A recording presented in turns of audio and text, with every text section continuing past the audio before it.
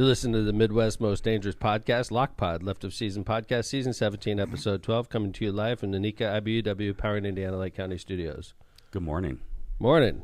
And good morning to Rick Long, Jeff Riddle, Naomi Garza, Ron James, Steve Sursik. Wow. Good morning to you all also. They're saying good morning to us on chat. So. Forright. Dr. Mike. Forright. He's in. Good morning, Dr. Mike. Dr. Mike's in. From Dubai? Yeah, he was in Vietnam. Now he's in Dubai. That's quite a That's some serious travel. Yeah. Did he ever come home, or did he just went Vietnam? Vietnam to Dubai? was for work, and so is Dubai. Man, Did he call traveling him the world. Freight train in the chat? Hey, freight train. Hey, freight train. Yeah. I think that's you, Mayor. Me? Yeah. I guess. Hey, freight he train. says, and Kevin.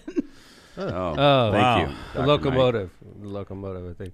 I think it's a translation It's thing. a translation problem. That's There you right. go. Arabic to English. Yeah, came dude. through It's as- just a freight train, locomotive, same thing, you know. We should get him to zoom in here one of these days when he's... Well, I don't know about that. our Vietnam. Yeah, did we teach him how to use Dude, he hasn't gotten any better at it because I watched him do one the other day, and it was the same thing. He was on the back of a motorbike in Vietnam with some lady riding, and he had the camera on, and I think he was trying to show Vietnam. When And he it was live. showing like the He was speedometer. showing his face the whole time. He's sitting there going down the street, and I was just like Dr. Mike's face the whole time. It's like, it's like There's Vietnam. It's like, dude, flip the camera. Yeah. It would be a lot more interesting Absolutely. than looking at your face and nose for an entire ride. Spend the day with me in Vietnam. So I'm And not here sure. I am. I'm not sure we want Dr. Mike to air in. From I kind of would like it Vietnam. just to laugh, for a laugh. You can see close-ups. Yeah, of his nose. close-ups of his forehead. By the way, Lockpot in the hospital this morning, man. Yeah, That's dude. freaking. Do we have like a protect? Like what did they call that? The PPP? You can Like put up? yeah, like I a want the screen, freaking like the shield. Yeah, dude. There needs to be a shield between Kevin and I. I'm finally healthy, and this guy comes in reeking of sickness. Go wonder. Maybe it was because you were in here sick 2 weeks ago, but I don't know. Don't be blaming your shit on me. You're flying all over America. I It's didn't my get- fault. That's true. I didn't get sick. I didn't. Thank you, Jill. Right. Kevin's flying on Southwest Airline all over America, and he's blaming me in the studio. Licking doorknobs and stuff. Yeah, God knows I'm what he feeling was better doing. though. But What were you doing in Houston? You were probably I was golfing. right golf. Memorial Park. Yeah, Check it Houston's out. known for its strip clubs. You telling me? Oh, wow. Yeah, There were no it's strip well clubs. known for its strip clubs. Is it? I don't- Yeah, you didn't know I that. did not know coincidentally. It's like if you're flying to Thailand or something like Or that. Vietnam or Dubai. Vietnam, yeah. Exactly. What the hell's going on in Vietnam? Just work. Yeah, Just work. Work. Yeah, he likes Vietnam. I'm feeling better though. Thanks. I did go tea instead of coffee this morning. Really? How about that? Yeah. That's cool. Yeah, you were. Kevin was out for the staff meeting, Joe. Oh, I don't that's saying I don't miss something. that. I know. That's when I knew it was serious. Yeah. Yeah. Kevin misses staff meeting because Kevin likes the staff meeting. So like, I do. Wait, I didn't you do. just miss one because you were skiing? No, if I'm out of town, right, then that can happen. But I mean that happens. But this is like I don't miss it if I'm in town. And Agree. I don't think I've ever seen Kevin miss a staff meeting. yeah, and I just didn't. Well, I did not want to get people sick. And yesterday I think I would have. But he Today, doesn't mind getting us Nah, I sick. mean Yeah. in here Screw us. we're all friends. We've shared germs. Take before. notes, Right. everyone else in the staff meeting with Kevin. You're not his friend. Well, So Lindsay was in the hospital over the weekend. I heard that. That's why Jill's covering today. Does Lindsay have HIPAA protections from Lockpot? Not from Dad. Okay, let's talk. So no, I don't want to Kevin talk doesn't too care much. about HIPAA. Obviously, with Lindsay being pregnant, we were very nervous about her, Yeah. and found out she had gallstones. So that stinks. Which she mentioned, I didn't even realize that is not uncommon during pregnancy. So that's Right. something she said. So she's resting and feeling better is what I hear. Yeah, she's been down for the whole weekend. Poor so Linz. I didn't think she's going to make it in today, so thanks for covering her, Jill. Sure. But that's pretty scary when your pregnant daughter gets Is in admitted. the hospital. Gets admitted. Yeah, yeah, no and then- kidding. So, but she's great. So she's back. I'm not sure she's going back to work yet, but I know she was pretty much just laying low at home all weekend. Brian was taking care of her. So Good. yeah. Rest up, Lindsay. So basically, Lockpod's in the hospital. John, are you next? I finally just got better, too, like Tom. Yeah. I hope So mine hopefully I doesn't don't go look down again. That 'cause- freaking app said I was sick again this morning, John. What? Yes, Uh-oh. and that was Uh-oh. before I even saw Kevin. It's like in my head. Yeah, maybe it's psychological. I don't know. I hope you're not going down again. No, dude. The other day I hurt my back, and it was reflected on my scores. So I Really? checked. Yeah, dude. If you hurt yourself, your heartbeat's different, and it shows in the scores. So Yeah. my scores got affected when I hurt my back the other day, but my back feels better, and it's still jacked up. Wow. Is that on like a scale of like 0 to 99? 100, yeah. 100. So have you ever been like below like 10 or 20 or no, like what's like? no.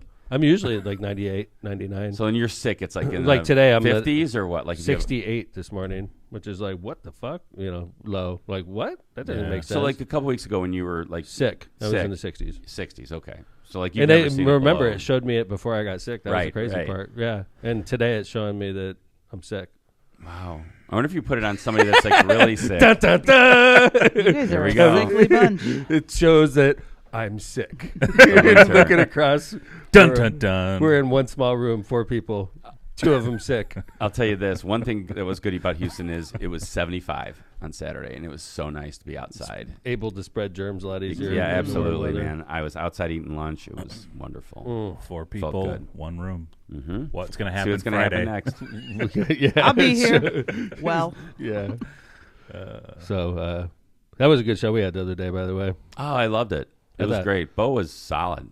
Yeah, He was really good. And he did a really good job. Yeah. He was- Yeah, he's. I was thinking about that, and I think both candidates are great. I was surprised. It's the first time I've seen Bo in probably a few months, and I think the campaign trail has been good to him because, I always like going on the campaign trail because it sharpens you up because you hear everything, and then you get used to answering it. And if you answer the same question 100 times, you get better at it. Yep. And I haven't seen Bo in a couple months, and he was cruising the other day on the show. He was very smooth and very, I thought it was a good show. Yeah, it was really good. What'd you think, Jay Vaz? You've seen them both. Yeah, it was a great show. I agree with you. I couldn't believe how he's Polished. it's like he was bred for this, man.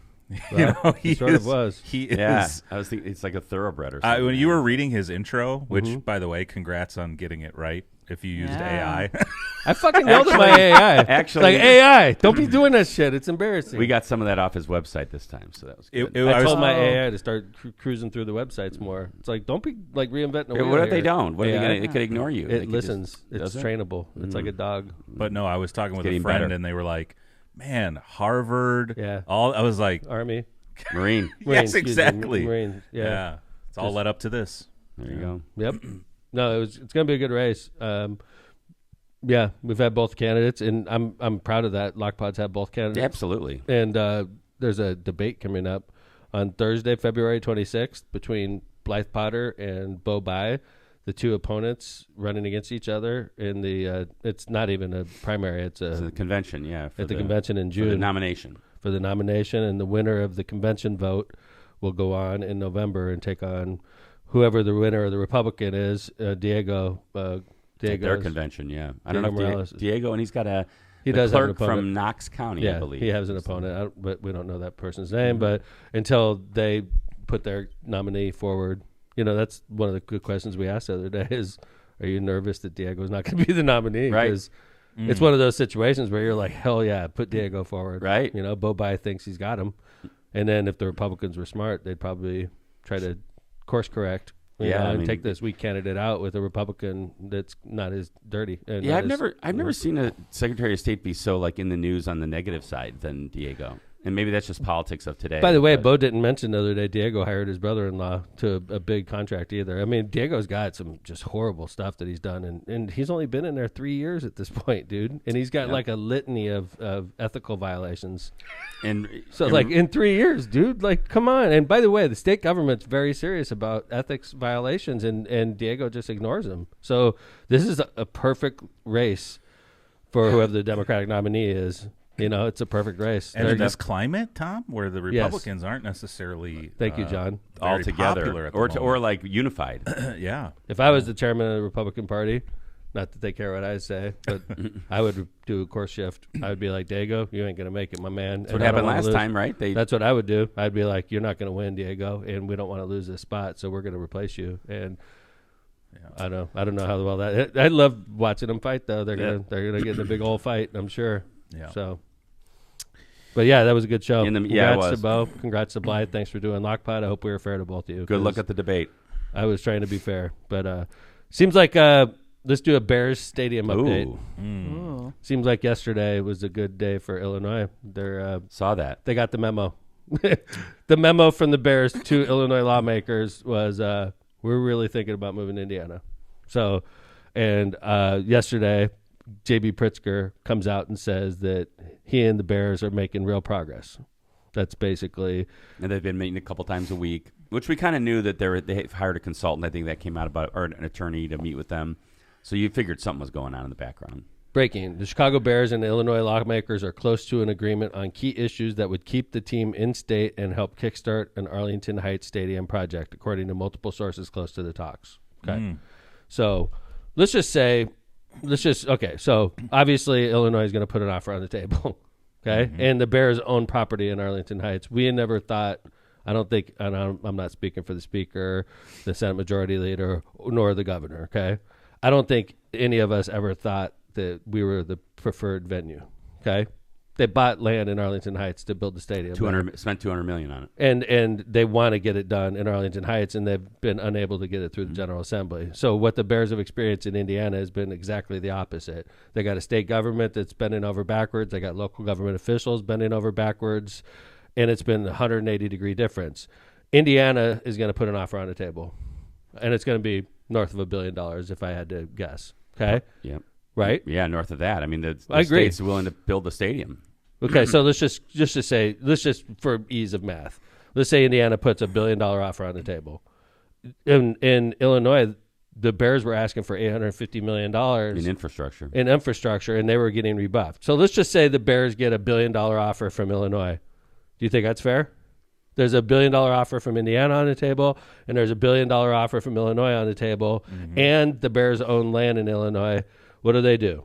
I don't know. I mean, if they were even, I would think. So I think there's an emotional component to it. I talked about this last. Agree with you. So if the deals are even and the emotional component wins out, then you're staying in Illinois. But I think the deals are not going to be even.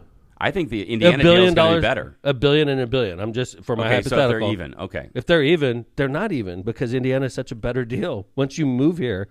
That's what they don't realize is once you take the $1 billion and you go to Arlington Heights, you are subject to Arlington Heights local elected officials. You're subject to Illinois state government elected officials. You still got $500 million allegedly you owe to the city of Chicago, right? So the $1 billion offer from Indiana, all things being equal, you're way better off going to Indiana than staying part of that cesspool over there. They're going to come at you, Bears. They're going to come at you 10 years from now, 20 years from now. And they're going to rejuvenate all this talk about we're not giving tax breaks. I tell you, I think they're much better off coming to Indiana. Yeah, I think the interesting thing, I was reading up a little bit last night about it when I saw the show note, is that what ends up happening in the Indiana deal, allegedly, I haven't seen all the details yet, but if you believe what you read, is that the state of Indiana would build the stadium, so that's like $3 billion or whatever it is, right? They get to lease it to the Bears for X number of years, and at the end of the lease, the Bears get to buy it for $1. So let's just say that's 30 years, okay? Sure. So over the next 30 years, the Bears are leasing this field in, let's just say Hammond, okay? Yep. And then so during that 30-year period, how much local property tax are they paying? They're not paying anything. Zero. Right. So for 30 years in Indiana, you're not going to pay local property taxes. What do you think they're going to do to you in Arlington Heights, Bears? Oh, yeah. So when you own billions of dollars, what do you think they're going to do to you? Right. They're going to bend you over. The deal that they're trying to, what they're trying to do in Illinois is Pritzker's allowing in these huge deals, I forget what they call them, mega deals or something like Pilots. that. Yeah, mega pilot, whatever it is. They get to negotiate property taxes with the locals, separate from state tax. So let's say right now, Kevin, when it was an unimproved race course, they were the owners of Hawthorne, was it? Arlington Heights. Arlington Heights paid $3.5 million a year in property taxes when it was unimproved. When the Bears bought it, it went up to $16 million a year. Something crazy, yeah. And it's not even improved yet. Oh, wow. Okay. So then it's currently $16 million a year, and they haven't even spent one penny of the $4 billion they're going to need to do over there. How much is it going to be? It's currently $16 million. Let's just leave it at that. Let's just say we'll keep it at $16 million. Okay. That's $16 million a year you're paying for 30 years compared to Indiana where you'd be paying zero. Yeah, I mean, I think the that's $1 billion, if we both offer basically the same thing, it's a much better deal to come to Indiana. The only way they do a better deal is if Arlington Heights basically says you're paying no property tax. That's exactly it. If Arlington Heights says you pay no property tax like Indiana's offering, that's a better deal then. And I get it. Then the Bears, if you're not going to pay property taxes in Arlington Heights, you already own the land there. If they can give you that deal, that's probably the best place to go. I agree. As the mayor of Hammond, I agree, right? But if they're holding you to $16 million, you're going to pay zero property taxes in Indiana. You're going to get the stadium built for you, and you're going to own everything outside of it. I mean, and by the way, what was interesting, I was watching Channel 5 News a couple days ago, and then this topic came up. And I was watching, and they had Lou Canellis and a couple of Marianne Ahern, people that we've known in Chicago for a long time. There was 2 other people on there I didn't recognize, right? Out of the 4 people there, they were asking, where would you rather see it? One of them said Chicago. I want to see it stay in Chicago. Lou Canellis and Marianne Ahern both said Indiana. Wow. And the other one was like Arlington Heights. And that's on a Chicago News with like these are legit Chicago news anchors. And they're both like, if we're in downtown, it's way easier to get to Indiana than it is to Arlington Heights. Yeah, I think that's the thing. Of all 3 sites, as a fan, I like the lakefront right outside. But as a Northwest Indiana resident, I want it here. I think Arlington Heights is number 3 on most people's list. I would rather see it in Hammond, obviously. Yeah, but sure. if it wasn't Hammond, I'd like to see it stay in Chicago. Yeah. Arlington Heights is number 3. Without a doubt. Without a doubt. I have no desire to go to Arlington Heights. All due respect. And I think I'm sure Arlington Heights is very nice. For most Dude, fans, that's it's a number 2-hour 3. drive for me with traffic. Jeez. 2-hour drive. Like versus like think about it when we decided to go to the game. It was like, you want to go? Yeah, let's go. I mean, if it's a Took us- 2-hour drive, you're almost like it was like 35 minutes either way. Yes. For a 2-hour drive, I'd be like, nah. Maybe we don't do it. Great. Because we're like, oh man, the game's gonna end at 10. We won't get home till 1 a.m. You're going to be a north suburb team. You know, it's like, yeah. Yeah, it's a whole different ball game. But Speaking of football, all right, let's talk some Super Bowl halftime show. well, first of all, let's remind John that he was wrong on his pick because Bo, myself, and Tom all took the Seahawks. Wow, you remembered that. Oh yeah, I remember Yeah. it, John. Okay. By the way, you could tell in the early rounds of the playoffs, the Seahawks weren't going to be beat. It was going to be tough to beat. It's one of the best defenses I've seen since the '85 Bears, probably. very good defense. They were like talking about how pitiful the Patriots were. I don't know if they were pitiful or if the defense of the Seahawks is just amazing. Yeah, I mean, and What'd you think, Drake Joe? May's going to keep Did getting you better. see the but stat where in the halftime show, Bad Bunny carried the football around and walked around? He covered more yards than the Patriots oh, rushed that's the whole funny. game. Oh God, that's funny. That's great. Are you serious? Yeah. Is that real? I believe so. So That's he funny. did more yardage on Then they rushed the for, I halftime show. think, yeah. That's funny. But That it's is like funny. the Patriots. It looked like why were they even in? How did they even make it to the Well, Super it Bowl? was weird because they played the Broncos and the Broncos starting quarterback got hurt. And it was a And that blizzard. skews everything. Yeah. So, like, the Broncos might have beat the Patriots and been a stronger team with Right. their starting quarterback, and there was a blizzard. Yep. And those games are wacky, John. So, like, you win a wacky game, it doesn't mean you're the best team, Yeah, I mean, the They Patriots, barely won that game with the backup quarterback in there, too. Yes, which I thought That's was a joke. I was like, I know. whoa. Yeah. Backup quarterback in a blizzard, and Patriots barely won. Patriots defense was good. Give them credit. Yeah, I mean, they held them in. I was thinking like, at halftime, what was it, 12-0 or something like that? I was Yeah. like, okay, I thought the kicker was going to be the MVP. that's so funny. I know. I think it set the record for most punts and most field goals, right? So anyway, Bad Bunny. I thought the halftime show was great. Phenomenal. I thought it was really entertaining. I thought it was nice. I was a little shocked, though, being honest with you, okay? I don't know anything about Bad Bunny. I know he's a Latin performer, okay? I didn't know he sings in all Spanish. Yeah, I couldn't tell you one Bad Bunny song. No, me neither. But I just was. It was great. I enjoyed the way the John and I were talking pre-show about production. It was unbelievable. Yeah. But, so basically, we do Latin Night at the Hammond Festival of the Lakes. We do it every year. It's on Sunday, okay? And everybody knows Sunday is Latin Night at Festival of the Lakes. And one thing about Latin Night at Festival of the Lakes, there's not a lick of English spoken from the stage. And I've become accustomed to it. In fact, on Sunday, I don't even consider myself in charge of the Festival of the Lakes that day. I usually cede control to a Spanish-speaking, Eileen, or sometimes Adrian Santos would do it. I would, Mike Andrade, Representative Mike, I would give the stage to somebody that spoke Spanish because it's Latin Night, right? Yep. I'd be honest with you. I think, and I'm glad that the NFL picked Bad Bunny. I am, and he did a great job. But I was shocked. I was definitely shocked. It's like, dang, this whole show's in Spanish. Yeah, that's aggressive, man. It was. The thing of it is aggressive, and I think it's like kind of like Latin Night, right? I mean, just like bringing this macro to micro. Tom has always said that the festival is like a celebration of our city, right? And the Latin part is a big part of the city, just like it's part of the 35 country. to 40%. Oh, here we go. Here we go. Get the mask out. Yeah, get the mask out. Get the water out. Yeah. But I mean, it's the same thing in the Super Bowl, right? I mean, But it's Kevin, a nod to Puerto Rico. I remember when we first started doing Latin Night, and this is Hammond, Indiana. We live in the region. We're in the Chicagoland area. Heavy Hispanic influences all over, especially in Hammond. We're heavy. And when we did Latin Night for the first time and it was all Spanish, I caught shit. Yep. That wasn't even that long ago, dude. I'd say 10 years ago-ish. And ever since then, it's been all Spanish. Everybody's used to it, okay? But the first couple of years, I would get that. You know, this is America. You're supposed to speak English here. I'd get that kind of stuff. And I would get ignorant people talking on WJOB. Yep. I'd get all kinds of shit. And this is Hammond in the region with a heavy Hispanic influence, and we were catching shit. So imagine what the NFL's catching right now for doing an entire show for the Super Bowl all in Spanish. John, do you have the video of the link I put in there with Roger Goodell and Bad Bunny post? Yeah. So I thought this was really good, Tom. This was right after his performance? Yeah, right after the performance. He met him right after he got off the stage. Okay. Oh, that's really good.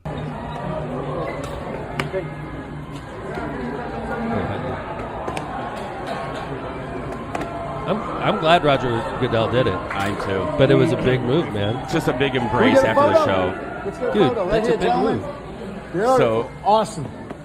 Wow. Kind of like Tom caught a lot of shit from people.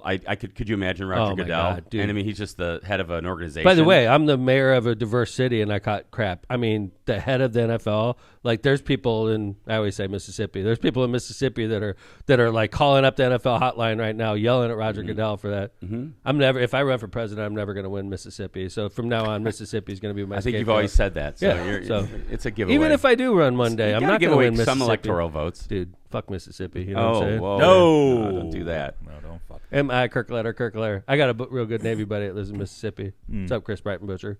Nice. Yeah. So then, of course, we had the Turning Point USA halftime show. See, now, I didn't turn it on. I didn't either. I saw the clip shortly after. I didn't know where to find it. Dude, I didn't know where to find it either. But, like, I don't understand how, if you're going to, like, make a halftime show and you're going to lip sync it, which, you know, remember Milli Vanilli? Yes. Yeah, Kid Rock is like Milli Vanilli now, right? Kid Vanilli, something like that, right? He is basically Hillbilly Vanilli. Hillbilly I like Vanilli. that. Thank you. Did you just make that up? No, I think I read it somewhere. Hillbilly Vanilli. Nice. That's great. That should be the name of the show. Because Kid Rock was straight up, you know that one, that song? Yeah. It's literally the title of the song. He was lip syncing the whole damn thing. And that's Ba. Baba da Ba. I didn't know that. It was obvious because he was swinging his arms when he was dancing. He's not even like the rappers when they lip sync. They hold the microphone right to their face, close, yes. and you can't see anything. Right. They don't even move it. It's just right in front of them. Yeah. Right? Yes. That's smart. Very right? smart. You don't swing your freaking arms, Kid Rock, you moron, because it's obvious you're lip syncing. So here we are.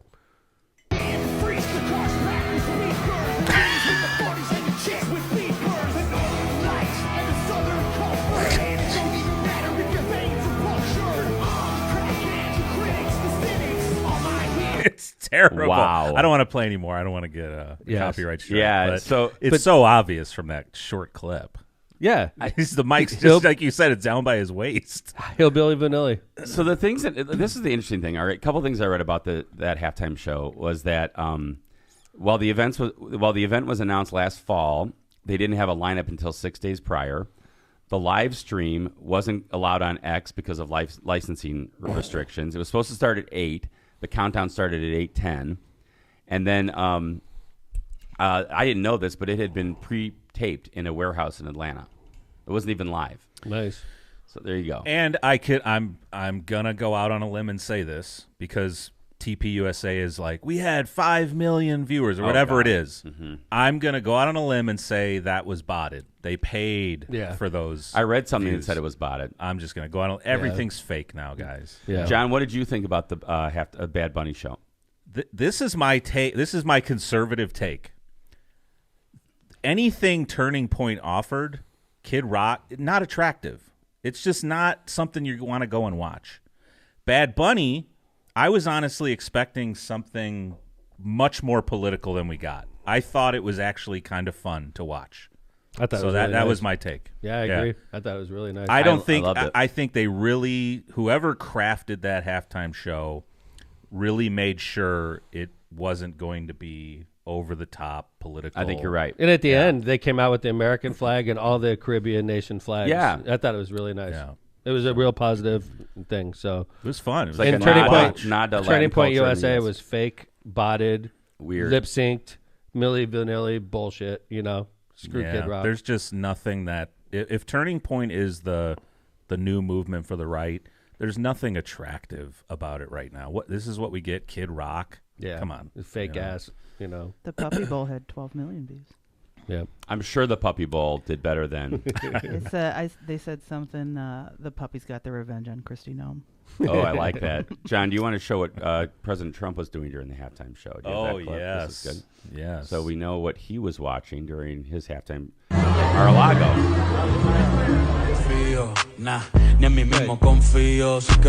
There you go. Yeah. By the way, Even the president was who watching wouldn't it. want to watch this? Yeah. It was great. They're a little old for him, aren't they? Yeah. Oh, Jill. Yikes. Allegedly. I did stop this week. I went to the Utility Affordability Town Hall in Munster. Representative Andrade, Lockpod's very own, put on this town hall. Basically, there was a couple hundred people that showed up, most of whom agreed that the recent spike in NIPSCO prices are unbearable. Something needs to be done to rectify it. I went there and just quietly listened, saw a couple constituents, just listened to a lot of the explaining that was happening in regards to this very issue. And while I was there, Matt Reardon, our own Lockpod's very own economic development guru, gave a speech. I thought that was really nice. We can play a little part of it. Let's play that. Yeah. All right, here we go. Let's check it out. It's aggravating that my utility bill went up 40%, and I'm not happy about that. I'm also aggravated about this thing. You heard Representative mention profit, and you heard the word monopoly. Profit and monopoly. In my business, I don't get both those. I have to compete. I'm not suggesting that we have an open market like. So, Yeah, so his point was like, I like that. It's an interesting point. You can't get profit and monopoly, right? It's like if you're a monopoly, you're supposed to make ends meet. It's nice to know that Matt has a different voice in Lockpod than he does in public. Oh, yeah, no F-bombs? Yeah, not a single F-bomb. Damn, he was he probably knows how tempted. to turn it off. No, I don't think so. I think he knows. Not he's in like public. me. He has different voices, And then Jason Gore, the guy I'm supporting for Lake County Sheriff, is, of course, he's at a town hall, covering this issue and got up and spoke. I thought he did a great job. My name is Jason Moore, and I live in Cherville, so I am a customer of the NIPSCO. But in full transparency, I am also a candidate for Lake County Sheriff, and I kind of see this on a two-pronged issue. First of all, as a customer, the 40% increase is hurting us all. It's hurting me for sure. I'm retired. It's hard. And I think we're all here because we all feel that. But as a lawman of 28 years, I see this as a public safety issue. It's a public safety issue because there are people in this room that are making decisions about, should I pay for my rent, mortgage, prescription, food, or should I pay for my utilities? Yeah. So Jason did a great job. Good point. Yeah. Yeah. I mean, you never it's nice think of to see- utility bills as public safety issues, but that's a good point. Very good True. point. It was, I saw other candidates there that were running for Lake County Sheriff. Only one candidate I saw got up and spoke to the crowd. That was nice. That was Jason Gore. But And I know that the people that are going to be voting for Lake County Sheriff want to make sure that their candidate is feeling the pain just like they are when it comes to issue like the utility bills. Well, I think the pivot he made to utility bills and public safety is an interesting one because I think what he was in, I saw the whole clip, but we didn't play the whole clip here, but it's about when people get desperate, they make desperate decisions. Mm-hmm. And like if you can't pay your bills, well, how am I going to get that money? Well, maybe I'll go out and commit a crime. Maybe I'll do this, And so I think that's a really interesting point that Jason made. So And yeah, I didn't think about that. And when you think about too, internet is considered a utility and a public safety issue to the point where there's programs now for folks that can't afford it. They can get it for cheaper. So, all right. Well, that's a good first segment. I think we should probably start moving on. We're going to have Corinne Straight for Straight Talk here in the second segment. So let's get through some ads and we'll connect with Corinne when we come back. And in our third segment today, we have a best-selling author, Lorenzo Sellers. I mean, He's I don't coming think, on at I don't think 8:15. he's best-selling, but he's an author, and He is his last name best-selling. is Seller. He is bestseller? he is a best-selling author. Hell yeah, best-selling author Lorenzo Sellers is going to be on in the third segment, so stick with us. He'll be on at 8:15. Ish. Not if we don't get going. So, yeah. So Powering Indiana Lake County is our premier and studio sponsor. Powering Indiana Lake County is your source for the region's most trusted electricians. At Powering Indiana Lake County, we set the standard for excellence in electrical work. As IBEW Local 697 electrical contractors, we ensure safety, reliability, and quality for Northwest Indiana corporations, businesses, and homes. But our mission goes beyond the job site. We're creating a brighter future for the region we proudly serve. Powering Indiana Lake County, bringing excellence to the job, creating a brighter future for our community. Find the right electrical contractor at poweringindiana.org. Hiring a full-time marketing manager is costly, but what if you didn't need to? At the Branding Room Floor, we are your marketing department, providing marketing strategy, creative design, web development, full brand management, and more, all for less than the cost of a single employee. We're the region's award-winning full-service marketing agency, partnering with businesses and organizations that want complete marketing department results without the overhead. Stop doing it yourself or delegating to unqualified employees. Get the support, expertise, and partnership of a full marketing team at the Branding Room Floor. Visit thebrandingroomfloor.com to get started today. Cantrell and Cantrell, attorneys at law. Are you injured or in trouble with the law? Give Cantrell and Cantrell a call and schedule your consultation with someone who's in court and at the jail every day. Call John Cantrell at 219-5544-LAW or visit their website at bettercallcantrell.com. John and his wife, Kristen, make a great team and are waiting to hear from you. Calumet Brewing. Did you make it through dry January? Nope. Now what? How about continue it into a free from alcohol February with a cold alcohol-free beer? This is an interesting marketing strategy from Cal Brewery, I have to say. Michelob Ultra Zero is a superior alcohol-free beer that has 29 calories, 6.5 carbs, and a new lime-flavored option. For those that love craft brews, try the new Golden Roan Mango Cart NA or Elysian Easy Dust IPA. Don't forget about Stella Artois 0.0, which is brewed to give the import drinker a perfectly balanced alcohol-free beer. With so many great non-alcoholic beer options, keeping your dry January rolling into February has never been easier for those who love beer. Enjoy beers and cheers responsibly. You could just do fucked up February and drink whatever you want. That's right. Yeah, that too. I like it. MCR Partners is your one-stop destination for top-notch expertise in economic development, finance, and planning with a dedicated team geared up to tackle your projects head-on. They're your go-to comprehensive solution providers. Dive into the world of economic development with MCR Partners and let them guide you through the maze of opportunities. Stay in the loop and connected by hitting up their website at mcrpartnersllc.com. For tailored assistance, don't hesitate to reach out to Matt Reardon at 219-741-9511. Thanks to our sponsors. All right. Welcome back, Corinne Straight, for some Straight Talk with Corinne. How you doing? Good morning. I'm doing well. How's everybody over there except for sick? Good morning. I know. Yes, Yeah. we're getting there. You have any of those plastic partitions from the pandemic left over? Yeah, I have. It's called my laptop. That's why I'm Yeah, It's a good call. I'm going to stay right here. I was cracking up because I of course, I love the Bad Bunny show too. I know I don't look like the demographic, but I've been a huge fan of his for a long time. And his songs were so political. We just didn't understand it. Really? Which is really funny. Yeah. So the song, so he actually opens with his, which I think is his most fun one. That's not political. It's Tite Me Pregunta. So it's my aunt asked me, do you have a bunch of girlfriends? So muchas novias. And she's telling him like, go get married. Stop messing around with all these girls. And he's like, I'm up in the VIP. I'm taking selfies all the time. I don't got time to settle down. But so that's kind of his fun. I love that. I like that dance song. one, right? Yeah. But then when he's on top of the Carnita, the little shop, he is singing his it's an anti-misogyny anthem, and it is directly calling out the reggaeton music community for how shittily they treat women. Whoa. Shittily. Yeah, that's a word. Then and then when he's up on top of the electric poles, it's kind of become a, you know, like a rallying anthem because it's all about the hurricane and the blackout and how long they went without power and stuff. So, it was definitely, but gosh, it was beautiful. And it was beautiful. It was a great show. I loved, and like you said, I loved the flags at the end because it's such a good reminder, like, we're all the Americas. Like this entire hemisphere is the Americas. Corinne, I had a chance to get Bad Bunny back in the day before he was really famous. What? At the Festival of Legs. I didn't know. Tom. How would But the same thing happened with the guy Stapleton? from Chicago. Oh, yeah, Chance the Rapper. Chance the Rapper. Yeah. I mean, Chance the Rapper. they're like, oh, you want this guy Chance the Rapper? I'm like, fuck that We can guy. get him now. We can probably get him now. Yeah. Oh, yeah, you get him now. Okay, so Tom doesn't book people anymore, all right? Yeah, We're right. Gonna, we got a good one coming up, though. I've heard good lineup. Good lineup. Yeah.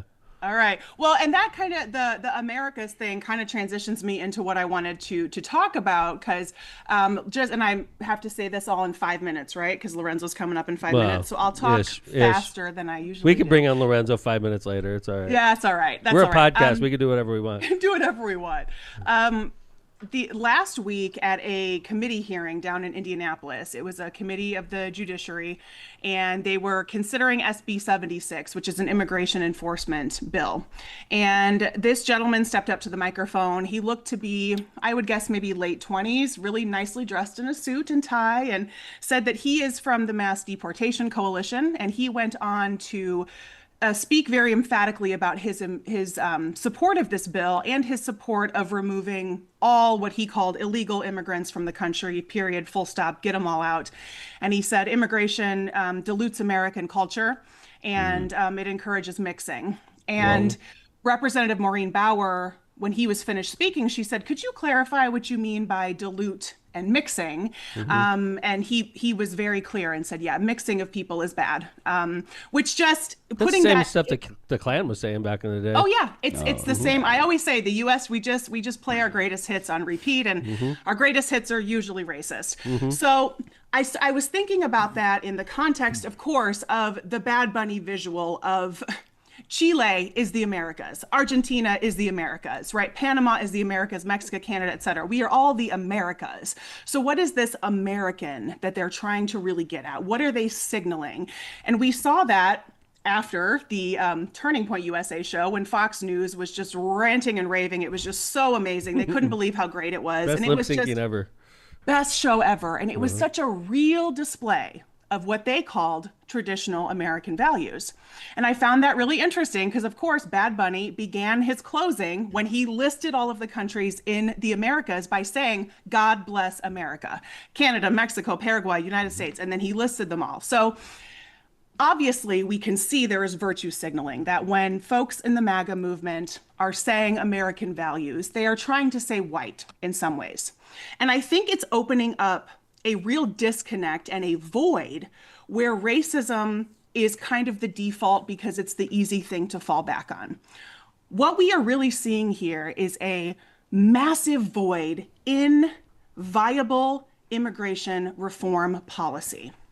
And in that void, racism just fits right in there. And the United States has done this many times throughout our history. When we face economic struggles, when we face employment issues, et cetera, we're like, well, it's the immigrants, it's the Chinese, it's the Irish, it's the Germans, it's the Mexicans. It's always somebody different. I was watching an interview a couple of weeks ago with Kevin Stitt, governor of Oklahoma. And never do I really imagine that I'm going to agree with this man, because he is a very pretty MAGA Republican, although he has diverted from President Trump on several things, and immigration seems to be one of those things. And he was kind of saying, look, this ICE strategy, it's not sustainable. What is our end goal here? It is not feasible to remove every single person from this country, so what should we do? And he started talking about the way other countries handle these kind of immigration issues. And we kind of already have a system for it in the United States, but it only, it's the HB1 visa. It only really applies to skilled workers. But we know that employers, farms, factories, hospitality, et cetera, they all rely upon immigrant labor, regardless of documentation status. And those employers really don't have any skin in the game. And I'm kind of partnering all of this together and saying, when this 28-year-old man steps up to a microphone and spews, like you said, Mayor Tom, racist KKK talking points that are over 100 years old, he's in his 20s. This is not a movement that dies when Trump leaves office. This movement has legs in the absence of substantive immigration reform, because I think experts, not just in the US, but looking at this in other countries, can say we have to do something, because this far right intrusion of a racist, nativist ideology is seeping in Germany, in France, in Italy, in the UK. We see the hatred that comes out against Mayor Khan, Sadiq Khan, who is the mayor of London.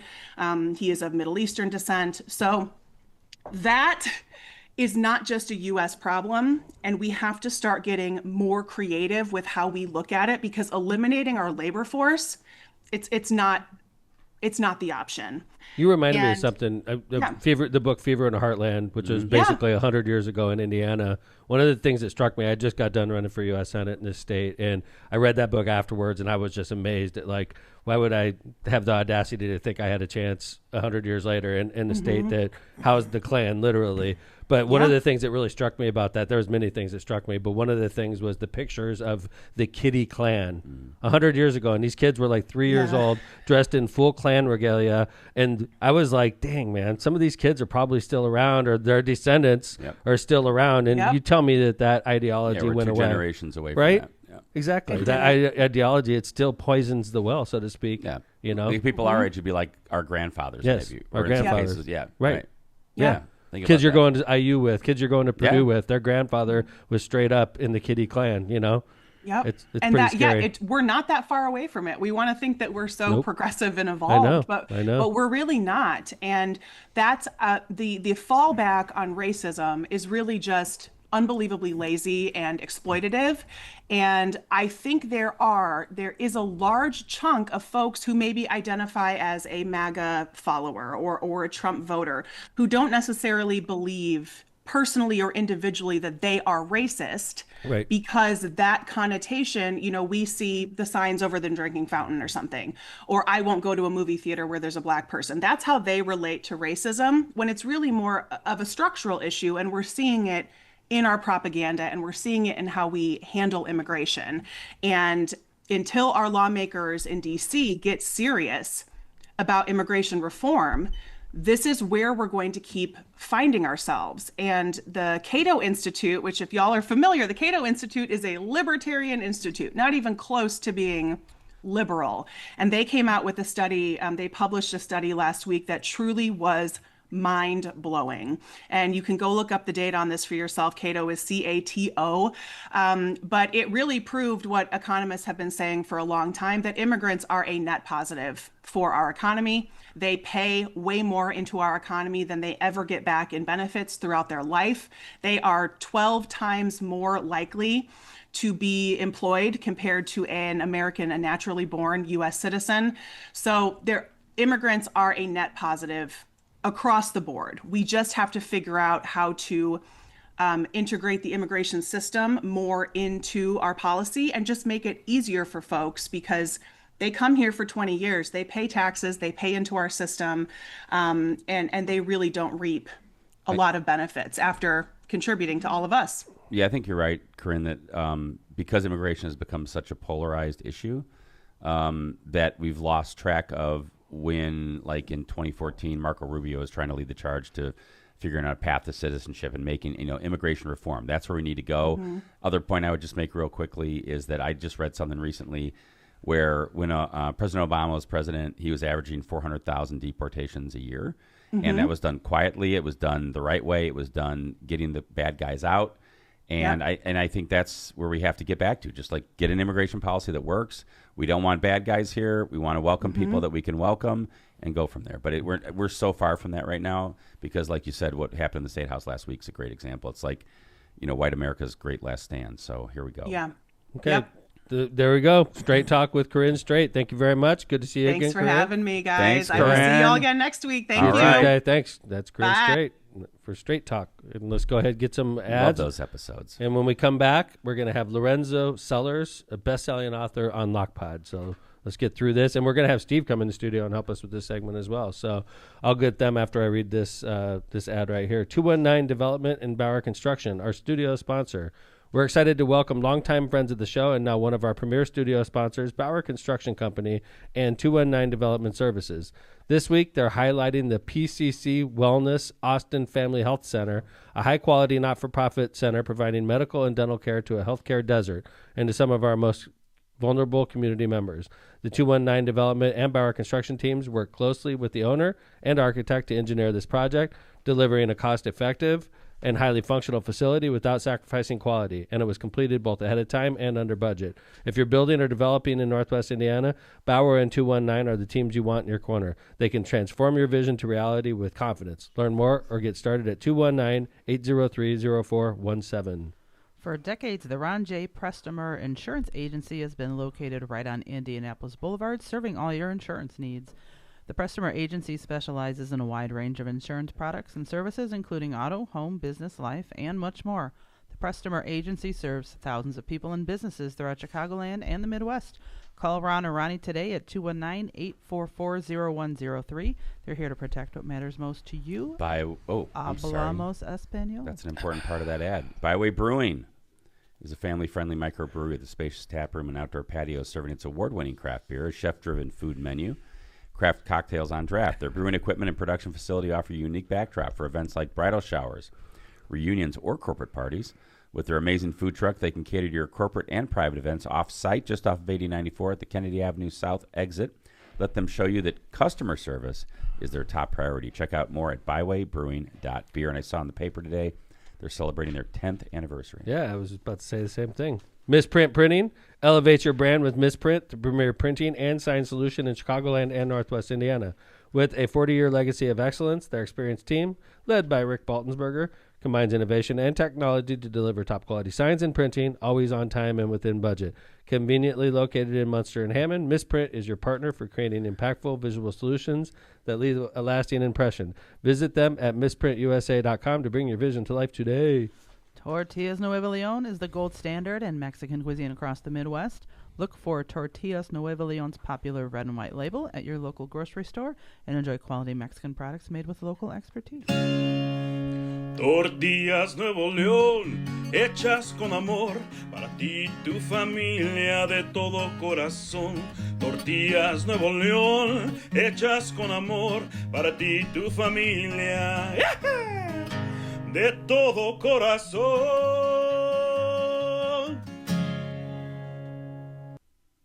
Welcome to the studio. Thanks to our sponsors, Including our studio sponsor, Power in Indiana, Lake County. and welcome to the studio, our business manager, Steve Kellogg with a black hat on. Oh, Thank you very much. Yeah, thank you. Steve's going to introduce our next guest, Lorenzo Sellers.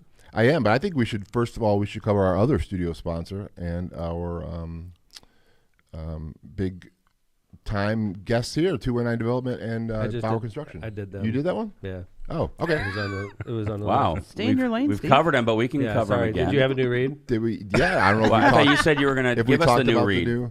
I was going to read it. Well, we'll do it on Sorry. the next show. No, we'll use it for the next show. It has to make it to the script. And Here's Steve Yeah. putting the medium quality Entertainment with a capital M. Sorry about that. And thank you, Steve. Good morning, guys. Good morning. Yeah. What's going on? Well, today we're joined by Lorenzo Sellers, a narrative strategist and best-selling author who studies how belief gets manufactured in public life. His work focuses on the mechanics of influence and how conflict and outrage are used to recruit the public. He brings a perspective shaped by leadership experience and real-world exposure to how reputations and outcomes are decided inside high-stakes environments. He has used his experience in the U.S. Navy to guide his perspective about leadership. He has consulted with over 50 small businesses and delivered more than 50 talks, seminars, and workshops across the United States, Canada, and other countries.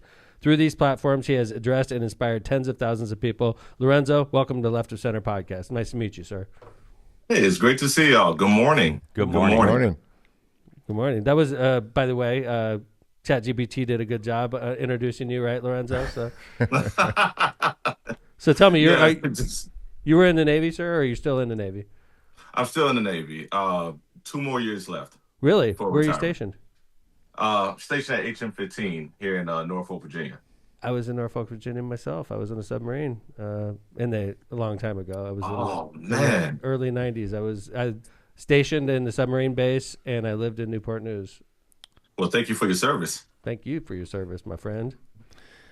Lorenzo, you talk about in your book, you talk about how we as Americans disagree on the same reality. Can you tell us what that even means, or because this is absolutely fascinating to me. Sure. So we all see the same things, right? Like we'll see the same video, we'll see the same event happening, But for some strange reason, we see it two different ways. That's because we see two different frames happening. One side frames it as, let's say this most recent thing that's been happening with Alex Preddy. Okay. One frame was set up as he's a domestic terrorist. He's an assassin, and they did that as soon as it happened before they even saw the video. Then the other side, we saw the video and we didn't see that at all. So you could definitely tell there was a difference between what was actually happening and what they were saying. And in some news stations, they even played Kristi Noem's voice to the video, and what she was saying and what was happening in the video is two different things. So that just tells you the power of frames and how it persuades and convinces people and creates different realities for all of us. Well, like, how about the Bad Bunny halftime show? Same kind of thing then, right? Oh, same thing. Like, soon as the numbers came out, even this morning, all I see is stories of people trying to spin the numbers to make it seem like the Bad Bunny event wasn't as successful as it was, as compared to TPUSA. So it's the same thing. So you're not just saying, though, that this is just a reaction that people are having. You're saying that this is actually a strategic, planned out way, that they're doing this. This is all strategy. Yes, sir. Yes, sir. This is all part of, we need people to believe a certain story, because we as humans, we don't think in facts, we think in stories.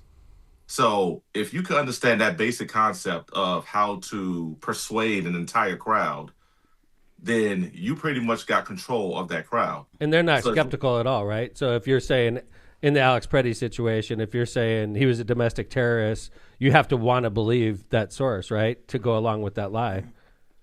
Correct. So more often than not, frames are created before the facts arrive. And most logical people will believe, well, hey, the facts need to come first before we can make a decision. But in reality, without the frame, those facts don't mean a thing. So depending on what the frame that you set up for the event, you're setting up the battlefield for the event. So your frame will determine what those facts mean. How do people perceive those facts?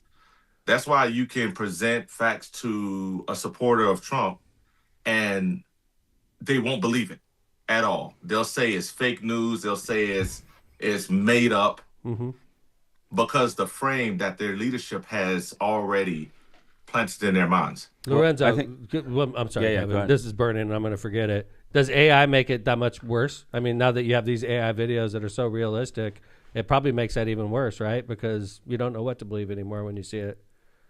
Well, let's look at what happened. When you remove all restrictions on AI, then you're able to create videos like what we've been seeing so far. Like, people will put out fake AI videos, and some people who are used to seeing AI videos can tell the difference between a real thing and AI. But it's not like you have to worry about that from the rest of America. Usually, MAGA aren't the ones who can't tell. So they're the ones who are going to believe that. First of all, I don't think we mentioned yet, the book we're talking about is Politics versus Power, right? So this is our book we're talking. This is the one that Steve was able to get us, and I appreciate it. And it's cool, by the way. Very, very. I see it's doing well on Amazon. One of the things in there, and I think it kind of is that you talk about in the book, is about walls, right? So like, you've got this framing, and then you've got walls. And the way I always phrase it to people I'm talking about, it's like, don't even bother arguing with them. You're not gonna. They've already in your book, you say they put a wall up so that you're really not able to even get through to them. So don't bother. Or how do you address people that do put walls up, and that you're just on different, sides of the same issue? Well, the best way to get around that wall is just simply ask questions. So when you try to force feed facts or force feed reality to, let's say, a MAGA supporter, then good luck with that. You're not going to get through. They're going to see that as a personal attack. See, they don't look at things as far as, especially in this environment, as policy. They see it as, this is my identity. So whenever, someone tries to come with facts, they perceive you trying to attack them personally. So yeah, the wall is going to go up. So the best thing you could do is ask questions and let their internal logic lead them to the answer. Lorenzo, I ran for U.S. Senate in Indiana in 2022, and I was in some places in southern Indiana, which is a very conservative part of our state. And I would literally, they would say, what party are you in? And I'd say Democrat, and I would see that wall slam down to the ground. You would literally see them act differently as soon as I said the word Democrat. They're like, oh, I had no idea you were a Democrat. So it's funny to hear that wall. That's a good terminology for what I saw. I literally saw that happen. Yeah, it's amazing that we've all been convinced that it's a team jersey type thing, right? Like, oh, you're a Democrat. That means you're against everything that I am. Or you're a Republican. You're definitely against what I am. Instead of looking at, well, one, we're all Americans. Yes, sir. We all care about this country. That's right. We just have different ways of getting to the same outcome. Now, are there people out there who don't want the same outcome as the moderate Democrat or the moderate Republican? Absolutely. There are people who have their own personal agendas on why they want to take office and why they want to take power. However, I do believe, and I honestly believe this with heart of hearts, that most Americans do want the same things, just have a different way of getting there. Honestly, if everyone were able to work together in the middle, this wouldn't be a problem. Lorenzo, I got a situation right now where the Chicago Bears are looking at Indiana to move their location, and Indiana and Illinois are fighting for the Bears, basically. The Republican governor of Indiana is working very close with me right now, called me out in his State of the State, and I caught 8 kinds of hell from Democrats because the governor and the mayor, Democratic mayor and the Republican governor are working together. It's interesting to hear you say that right now, especially for me. Well, and that's the thing. It's like I said before, it's a team jersey type thing. Like if you're on this team, then you're against me. You're against everything that I stand for. You're the enemy. And that is the frame that has been built for everyone in the United States. So that's why that's partly and mostly the reason why we see this major divide in this country. When you talk about the credibility of people, how do you destroy someone's credibility without lying? Because we see, like for instance, we see Trump immediately when somebody does something he doesn't like, he'll immediately attack them as a person. Pocahontas. Yeah, Right. exactly. Mm-hmm. So, Right. but if you can do that you said in your book that you can do that without lying, actual outright lying about something. How is it done? So it all depends on perspective. You can use a fact, but shift how the perspective looks on it, right? Like, I'll give you a good example. Let's say that you wanted to open up a center to help immigrants fully get documented and so they can assimilate into the country. Well, there's 2 ways of looking at that, right? One way is the original way, like what we're saying, the actual truth. And the other way is saying, oh, so you want to help illegal immigrants get into the country. Yep. Mm-hmm.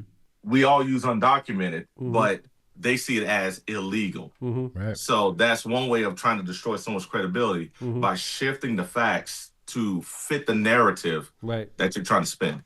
Gotcha. And use language that way. Yeah. Words are important, right? And how you Words are powerful. Words are important. So you would give in your book, you give a 3-step like test to spot manipulation if it's occurring. How can you give our guests, our listeners, like a 3-step thing? Like, how can we spot this when it's happening so we don't fall into that trap? Watching any news channel, number 1. Right. Normally, you can tell by what they try to do, right? So if the language is filled with hate speech, like not just hate, but fear, if they're trying to scare you into doing something, then they want something out of you. Full stop, right? So, for example, one way of doing that would be, well, the Democrats want to bring in all these illegal aliens. They're going to hurt your families. They're going to move into your neighborhoods and take all your jobs, even though statistically speaking, that just doesn't happen. But that's one way of telling us they're trying to get you to fit into their narrative. They try to scare you. Two things. The second thing is it's a us versus them type mentality. They are the enemy. Do not listen to them. Only listen to me. Everything else is fake news. That's another way of getting people to side with that narrative, right? So if you hear any politician, any person try to say that to you, and that not just politics, but in business, in life, then they're trying to get you to fit inside their narrative. They're trying to create a villain out of the story. So if they're going to make themselves seem like the hero, they're going to make the other side seem like the villain. Mm-hmm. And that typically means they want something. And the next thing is, do they get emotional when you bring in hard reality? That's how you can really tell they already got you in.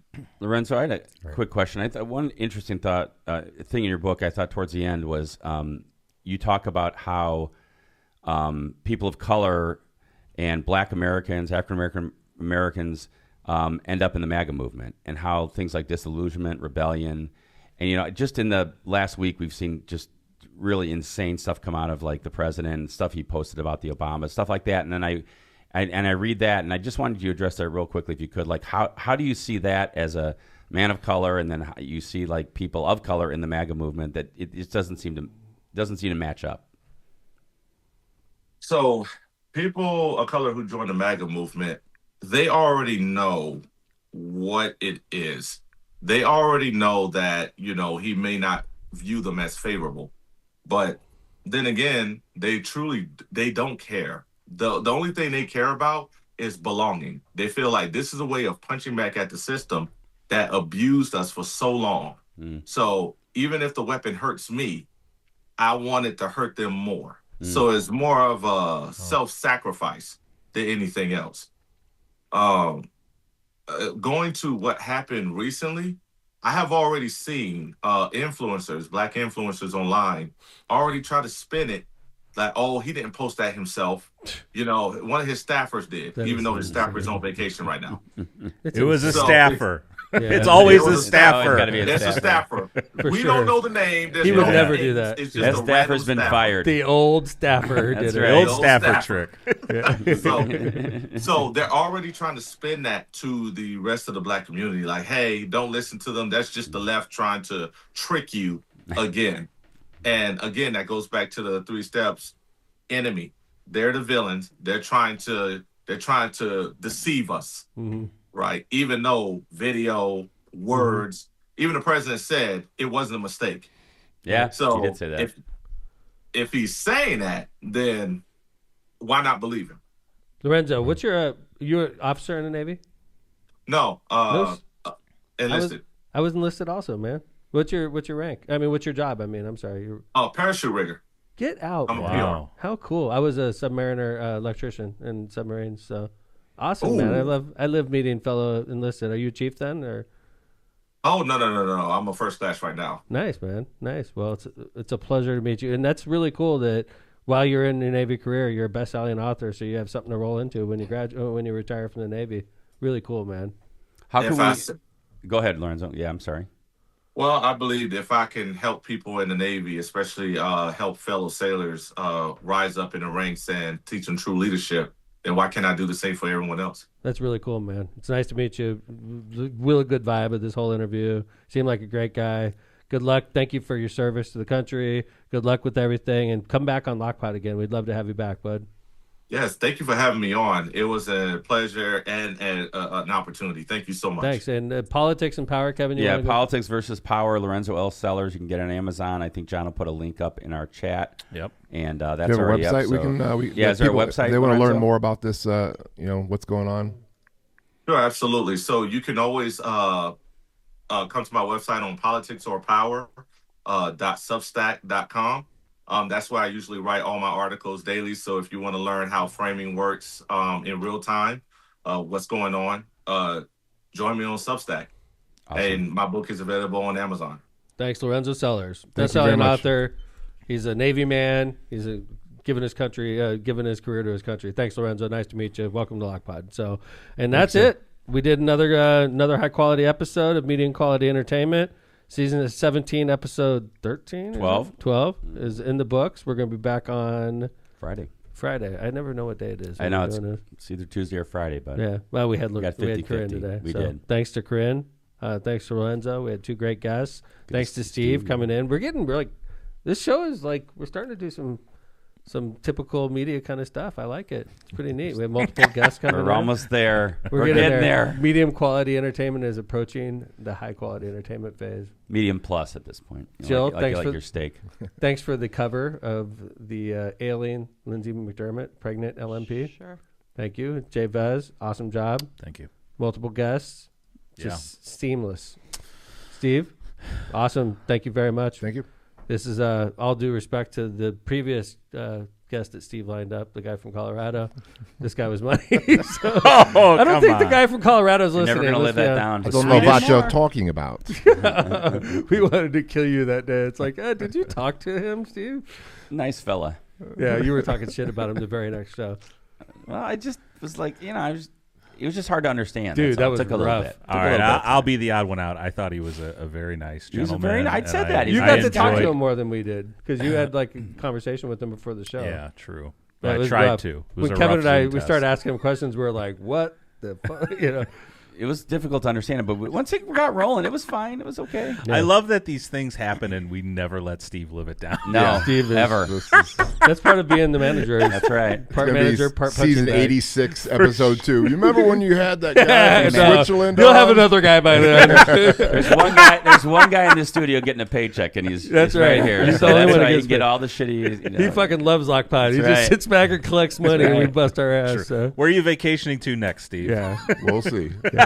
Thanks, Steve, for everything you do. Awesome. Thanks, Jill. Thanks, Vez. Thanks, Kev. Thanks to you. Thanks to our sponsors. Thanks to the people that get on our chat boards and talk and like and share. Lockpod wouldn't be anything without you all. We all appreciate you all. We'll be back on Friday. Take care, everybody. Lockpod's out.